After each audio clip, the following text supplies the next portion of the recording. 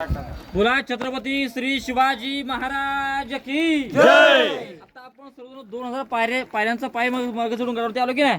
थोडं चढता तुम्ही सर्वजण दमलात बरोबर की आपले पाण्याच्या बॉटल पण जड लागली बरोबर की नाही? आपल्याला प्रश्न पडतो की आपल्या राजाने इथे 350 इमारती बांधल्या, मग इतक्या इमारती लागणारा हा इतका मोठमोठा दगड इतक्या उंचावरती कसं काय?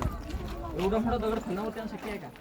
नाही आहे ना. परंतु आपल्याला ग्रेट आपल्या राजांनी 350 वर्षापूर्वी या ठिकाणी एक योजना राबवली, पाणी अडवा आणि पाणी जिरवा. म्हणजे ज्या ठिकाणी खडक आहे, कातळ आहे, तो फोडला गेला, निघणारा दगड या बांधकामाला वापरला. ज्या ठिकाणी खड्डा पडला त्या ठिकाणी टाकी बांधली, तलाव बांधली. म्हणजे एका दगडामध्ये 2 पक्षी मारले, पिण्याच्या पाण्याची व्यवस्था केली, शिवाय बांधकामाला दगड मिळाला. हा दगड जॉईंट करण्यासाठी चुना, गुळ आणि शिसं म्हणजे लीड वापरला गेला. आपल्या प्रश्न पडला असेल की संपूर्ण इमारतींच्या वरती पूर्वी काही छप्पर वगैरे होतं की नव्हतं? या इमारतींच्या वरती पूर्वी छत असायची, सागवानी लाकडाचे खांब, याच्या वरती खापार, कुंभार, नैती, कोकणातली मातीची कौलं, आतमध्ये रंगीबरंगी पठणी कापड, मखमली पडदे आणि मशालीच्या उजाळे या संपूर्ण वास्तू यापूर्वी सजवायच्या. परंतु इंग्रजांचे 2 अधिकारी जनरल पथर आणि मेजर हॉल या 2 पिढी अधिकाऱ्यांनी 10 मे 1818 मध्ये या रायगडावरती तोफेंचा मारा केला. आणि हा रायगड इतिहासाच्या नोंदीप्रमाणे 11 ते 12 दिवस जळवता. जे काही संपूर्ण सागवानी छत होती संपूर्णपणे जळून गेली. आता आपल्याला हे दगडी इमारती अवशेष रायगडावरती पाहायला मिळतात. तर आता आपण ज्या ठिकाणी उपस्थित आहात याला राण्यांचे महाल असं म्हणतात. संपूर्ण बघा एक पाहायला मिळते की नाही, हा एका राणीचा एक महाल, असे एकाला लागून सलग सेम सारखे या दोन्ही बाजूला 6 महाल आहेत. मग प्रश्न पडतो की आपल्या राजांना एकूण राण्या किती होत्या? आपल्या राजांना एकूण 8 राण्या होत्या. आहेत सईबाई, सोयराबाई, काशीबाई, गुणवंताबाई, सकवारबाई, पुतळाबाई आणि लक्ष्मीबाई अशा आपल्या राजांना एकूण 8 राण्या. परंतु रायगडावरती 6 महाल आहेत, मग उर्वरित 2 राण्या कुठे राहायच्या?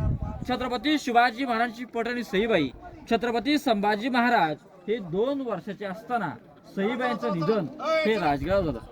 म्हणजे दुर्दैवाने सईबाईंनी हा रायगड किल्ला पाहिजे नाही. आणि छत्रपती शिवाजी महाराजांचे आऊसाहेब राष्ट्रमाता जिजाऊंना उतरत्या वयामध्ये या रायगडाचं वातावरण सणत नव्हतं, म्हणून त्यांच्या राहण्याची व्यवस्था ही राजांनी खाली पायथ्याला पाठवायला केली. जिजाऊचा पात्र खाली राहायच्या आणि त्यांच्या सवयला एक राणी म्हणजे पुतळासाहेब रायगडाच्या पायथ्याच्या उर्वरित 6 राण्यांची 6 दालनं हे आपल्याला याच ठिकाणी सेम सारखीच पाहायला मिळतात. तरी सुद्धा प्रश्न पडतो की आपल्या राजांनी इतक्या 8 राण्या कशाने केल्या सगळ्या?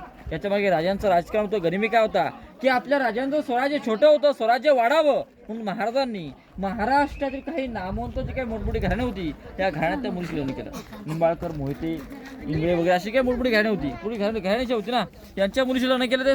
ते लोक आपल्या स्वराज्यामध्ये सामील झाले आणि जरी नाही झाले तरी ते आपल्याशी वैर करणार नाही. त्या उद्देशाने राजांनी 8 राण्यांशी लग्न केलं. हा एका राणीचा एक महाल. पूर्वी त्या महालांची रचना कशी होती बघा. समोर हा 1 नंबर आपण ज्या चौथऱ्यावर बसलो की नाही, हा राणीचा हॉल आहे. त्याच्या पुढचा 2 नंबरचा चौथरा बेडरूम आहे. तिकडे वरती बघा समोर एक थंड हवाला खिडकी आहे आणि इकडे बघा ते लोक आतमध्ये चालले, तिथे गेट आहे. 350 वर्षापूर्वीचं इंडियन टॉयलेट आज देखील आपल्या रायगडावरती पाहायला मिळतं. आपल्याला वाटतं टॉयलेटची फार डिझाईन इंग्रजांनी केली असावी, परंतु याचं डिझाईन 350 वर्षापूर्वी हे आपल्या राजांनी याच ठिकाणी दगडामध्ये केलं. इंग्रजांनी याला पाहिलं, त्याचं मॉडेल आता आपण वापरतो चिनी माती भांडी. परंतु हे 350 वर्षापूर्वी हे आपल्या राजांनी याच ठिकाणी केलं पाहायला मिळतं. दोन्ही बाजूला जी काही दगडी वाळ पाहायला मिळते ही पूर्वीची सुरक्षा भिंत म्हणजे प्रोटेक्शन वॉल आहे. आता ही मुळी इमारत आपण कोकणातली 4 पैकी आकाराची घरं पाहिली असली मातीच्या कवलांची, असं मूळ स्ट्रक्चर हे पूर्वी या मुळी इमारतीवरती असायचं. आणि या मुळी इमारतीला धक्का लागू नये म्हणून ही दोन्ही बाजूला सुरक्षा भिंत, प्रोटेक्शन वॉल.